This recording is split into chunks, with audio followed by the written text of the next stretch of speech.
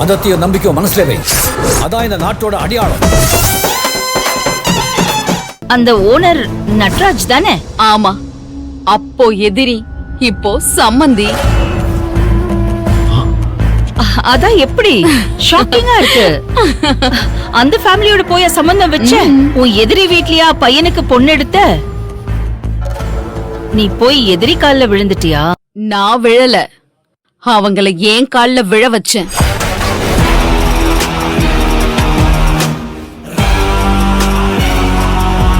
அது ஒரு பெரிய கதை செல்வா.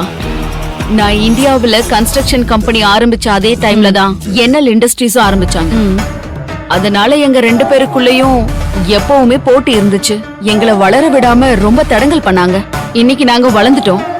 அதே சமயம் அவங்களும் நல்ல பிசினஸ் பண்ணாங்க தான். ஆமா ஆமா, நீ பட்ட கஷ்டம் எல்லாமே எனக்கு தெரியும். ஆமா ஆமா, நீயே எனக்கு பலமுறை உன் கன்ஸ்ட்ரக்ஷன் கம்பெனி மூலமா ஹெல்ப் பண்ணிருக்கியே. அதையும் மீறி எங்களுக்குள்ள தொழில போட்டி அதிகம் இருந்துச்சு.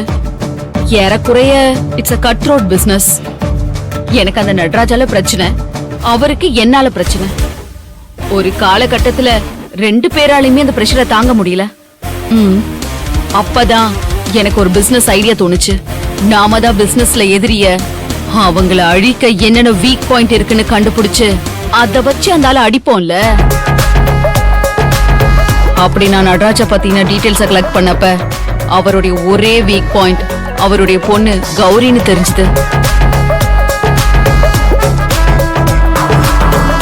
அவளையும் சும்மா சொல்லக்கூடாது, நல்ல அழகிதான், பெரிய புத்திசாலி. அந்த கம்பெனிய அப்பாவுக்கு அடுத்தபடியா நடத்துறதுக்கு ட்ரெயின் ஆயிட்டு இருந்தா. எதிர்த்து நின்னு ஒருத்தருக்கு ஒருத்தர் போட்டி போட்டு 2 பிசினஸையும் அழிக்கிறதுக்கு பதிலா எதிரிய சம்மந்தியாக்கி பக்கத்திலேயே வச்சுக்கிட்டா ரொம்ப நல்லதுன்னு எனக்கு தோணுச்சு. என் பையனுக்கும் கௌரிய ரொம்ப பிடிச்சிடுச்சு. அப்புறம் என்ன, சம்பந்தம் பேசணும். நானே தைரியமா அவங்க வீட்டு படி ஏறி பொண்ணு கேட்டேன். அவங்க எல்லாம் பயங்கரமா ஷாக் ஆயிட்டாங்க. அதை விட பயங்கரமா என் தைரியத்தை பார்த்து அவங்களே இம்ப்ரெஸ் ஆயிட்டாங்க.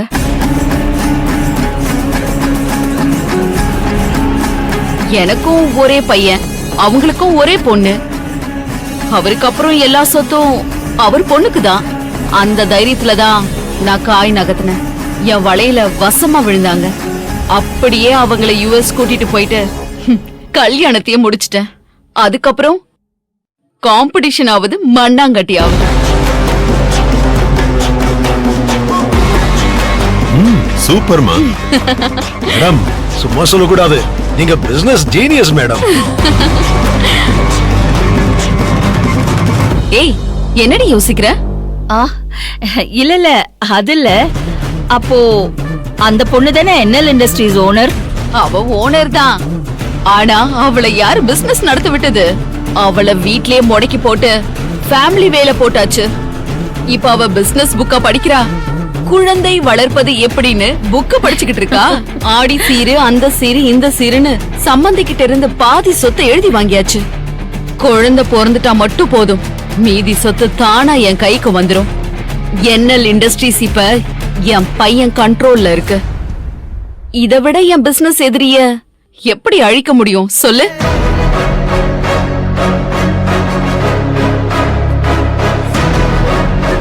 சரி, நீ கொஞ்சம் தப்பா எடுத்துக்காத. நிறைய பேரை இன்வைட் பண்ணணும், நேரமே இல்ல. நான் கிளம்புறேன், மத்தத போன்ல பேசலாம். நிச்சயம் எல்லாரும் ஃபங்க்ஷனுக்கு வரணும். நான் வரேன். வரேனா? நான் போய் வழி அனுப்பிட்டேன். பாய் செல்வா. பாய் பாய் சேது.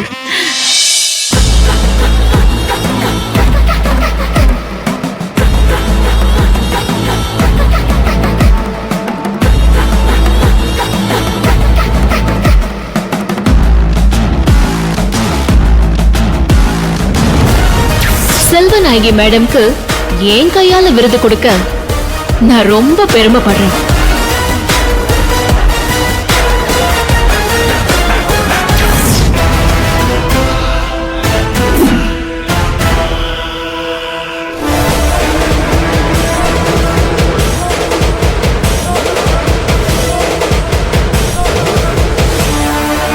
பாத்தியாக்கா, ஒரு பிசினஸ் எதிரியை அழிக்க இப்படியெல்லாம் பிளான் பண்ணிருக்காங்கன்னு. அவ சொல்றதுலயும் ஒரு நியாயம் இருக்குடா.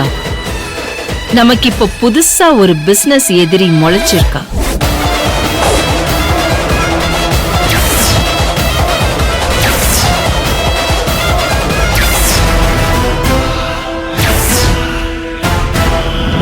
அக்கா, என்னக்கா? அவ பேரு சத்யா. கரெக்டுக்கா. நீ என்ன யோசிக்கிறேன்னு எனக்கு புரிஞ்சிடுச்சு. அவளும் பெரிய கைதான். நலன் இண்டஸ்ட்ரீஸ் வாரிசு, கோடிக்கணக்கில் சொத்து. ஆனா அபிக்கு எப்படிக்கா? அபி இப்ப இருக்கிற நிலைமையில. ஏய், நான் அபிய பத்தி யோசிக்கல, அர்ஜுன். அர்ஜுனா? நல்ல முடிவுக்கா, நல்ல முடிவு. சீக்கிரம் பண்ணிடலாம்க்கா. முடிவு பண்ணிட்டேன். என் பிளான் நிச்சயம் தப்பாது.